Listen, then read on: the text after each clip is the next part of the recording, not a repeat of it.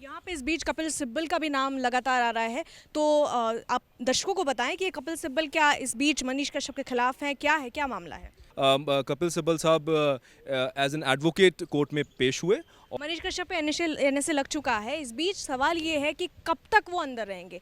इस बीच कोई उम्मीद है निकलने की, क्योंकि बात आ रही है कि महीनों तक वो अंदर रह सकते हैं। बट लेकिन हम लोग ये लड़ाई लड़ रहे हैं और मनीष कश्यप को हमें भी पूरी आस्था है न्यायालय पे, और मनीष कश्यप जल्द ही बाहर होंगे। जैसा कि माननीय उच्चतम न्यायालय ने अर्नब गोस्वामी के केस में किया, नुपुर शर्मा के केस में किया, मोहम्मद जुबैर के केस में किया, तो हमारा ये दरख्वास्त है कि उन सारी चीज़ों को ही ध्यान में रखते हुए हमारा केस भी सेम मेरिट्स पे ट्रीट किया जाए। यूट्यूबर मनीष कश्यप का मामला अब फिलहाल सुप्रीम कोर्ट में चल रहा है।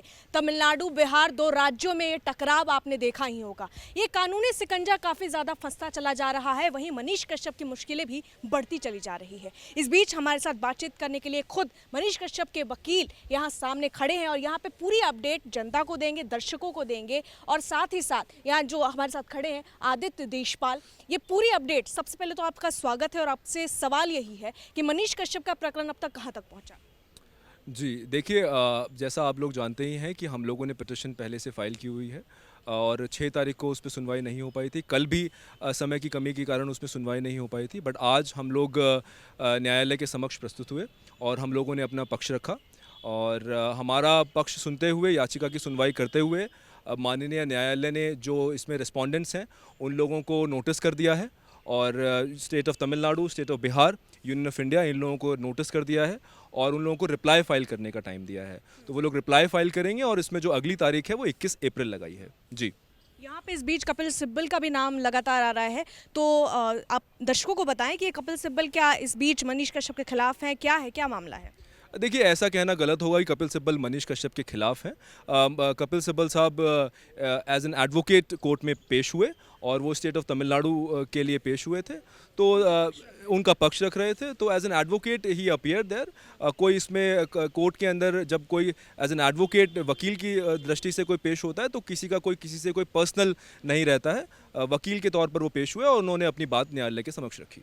जी, मनीष कश्यप पे एनएसए लग चुका है। इस बीच सवाल ये है कि कब तक वो अंदर रहेंगे। इस बीच कोई उम्मीद है निकलने की, क्योंकि बात आ रही है कि महीनों तक वो अंदर रह सकते हैं। तो आप वकील हैं, आपकी क्या कोशिश रहेगी? देखिए इसमें कोई दो राय नहीं है कि एनएसए एक कठोर कानून है और इसमें जो डिफ़िकल्टी आती है वो बेल की डिफ़िकल्टी सामने आती है। पर क्योंकि अभी मामला विचाराधीन है तो अभी हमें किसी प्रकार की टिप्पणी करना गलत होगा। हमें बचना चाहिए किसी भी तरह की टिप्पणी करने से कि वो कब बाहर आएंगे, कितनी जल्दी बाहर आएंगे।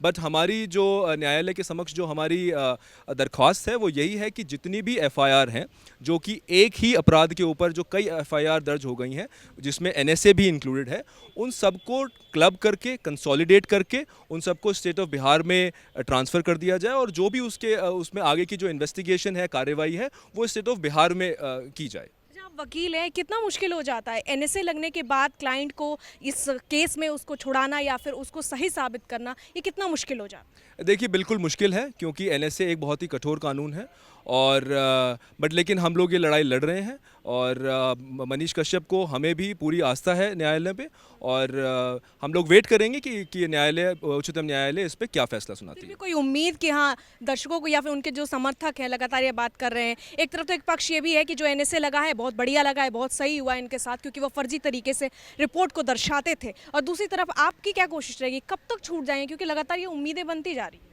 देखिए बाहर क्या, कोर्ट के बाहर क्या बातें हो रही हैं, पब्लिक सेंटिमेंट क्या है, मैं उसके बारे में किसी तरह कमेंट नहीं करूंगा। कोर्ट में पब्लिक सेंटिमेंट्स नहीं चलते हैं। कोर्ट में जो भी फैसला डिसाइड होता है वो लॉ को ध्यान में रखते हुए, उसके फैक्ट्स को ध्यान में रखते हुए, उसकी मेरिट्स पे फैसला होता है। तो जो उनके समर्थक हैं मैं उनसे आग्रह करूँगा कि वो न्यायालय में अपनी आस्था रखें। मनीष कश्यप को भी न्यायालय पर पूरी आस्था है और हम लोग पेशेंटली वेट कर रहे हैं और ऐसी हम उम्मीद करते हैं कि जल्द ही यहाँ से एफआईआर ट्रांसफ़र होकर स्टेट बिहार में पहुंच जाएंगे और मनीष कश्यप जल्द ही बाहर होंगे। आप वो दिखा सकते हैं जो आपने पिटीशन डाला है या जो सुप्रीम कोर्ट में आपकी तरफ से गया, क्या आप वो दिखा सकते हैं हमारे दर्शकों को? देखिए मैं आपको इसकी कॉपी तो नहीं प्रोवाइड करवा पाऊंगा, पर लेकिन आप इसमें क्या देखना चाहती हैं? अगर कोई स्पेसिफिक पॉइंट है तो मैं आपको जानकारी दे सकता हूँ। आपने पिटीशन डाला है, आपने क्या डाला है, क्या उसमें लिखा गया है, क्या आप हमें वो बता सकते हैं, हमारे दर्शकों को दिखा सकते हैं? जी, मैं ब्रीफ में आपको ये बता सकता हूँ कि जो हमारे ऊपर एफआईआर की गई हैं, हमने ब्रीफ में यही लिखा गया है कि वो जो एफआईआर हैं वो पूरी तरीके से गलत हैं, और एक ही सब्जेक्ट मैटर के ऊपर अलग-अलग एफआईआर करना और भी गलत था। तो उन सबको क्लब कर दिया जाना चाहिए, जैसा कि माननीय उच्चतम न्यायालय ने अर्नब गोस्वामी के केस में किया, नुपुर शर्मा के केस में किया, मोहम्मद ज़ुबैर के केस में किया। तो हमारा ये दरख्वास्त है कि उन सारी चीज़ों को ही ध्यान में रखते हुए हमारा केस भी सेम मेरिट्स पे ट्रीट किया जाए, और हमारी भी जो अलग अलग एफआईआर हो गई हैं उनको स्टेट ऑफ बिहार में क्लब करके ट्रांसफ़र किया जाए। आपकी तरफ से जो उचित पेपर है वो दिखा सकते हैं आप, उचित जो आपको लगता है कि हाँ हमें जनता को दिखाना चाहिए, दर्शकों को दिखाना चाहिए? देखिए, मैं आप लोगों से आग्रह करूंगा कि क्योंकि जब अभी मैटर कोर्ट में पेंडिंग है, तो हम लोगों को पेशेंस के साथ हम लोगों को वेट करना चाहिए। We should not get into sensationalization of the matter, and let's wait for 21st। Thank you so much, thank you so much.